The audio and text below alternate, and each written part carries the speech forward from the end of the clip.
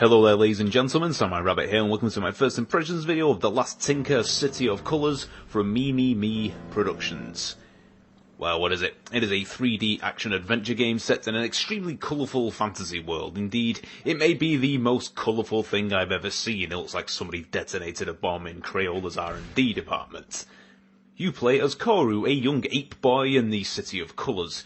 You are tricked into unleashing the bleakness, an evil force that is draining colour from the lands. You must unify the different coloured peoples of Colour Town and drive back the bleakness. Yes, I did say different coloured peoples. The Last Tinker features a less than subtle commentary on racial tension between the blue, green and red inhabitants of the game world.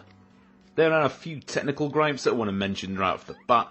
You cannot rebind keys or controller buttons. This is going to be extremely frustrating for some people, and it isn't really acceptable in this day and age. There are also some performance issues, namely random frame rate drops that will occur during gameplay. I tinkered with the settings, but that didn't seem to make any difference. Hopefully these can be solved with a future patch. Now, as you can see, The Last Tinker looks absolutely gorgeous. The papercraft art style is extremely charming and quite bewitching actually. Although it may appeal more to younger gamers, the art style actually makes exploring the game world very enjoyable, and it's well worth taking a break from the action to have a good look around. The Last Tinker plays very much in the vein of classic 3D action platformers like Spyro the Dragon or Ratchet & Clank. It has a similar mischievous and humorous nature, and an emphasis on discovery, progression, and locating secrets and collectibles.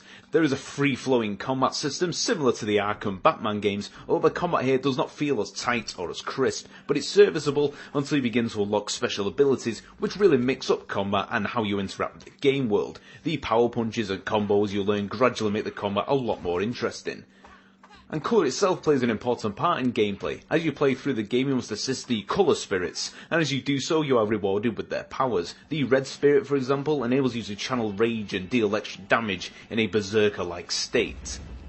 Rather than traditional platforming, The Last Tinker employs a free running system. This allows you to safely negotiate gaps in the terrain in a similar fashion to Assassin's Creed, but without the freedom to scale buildings and whatnot, and also without stabbing people in the throat.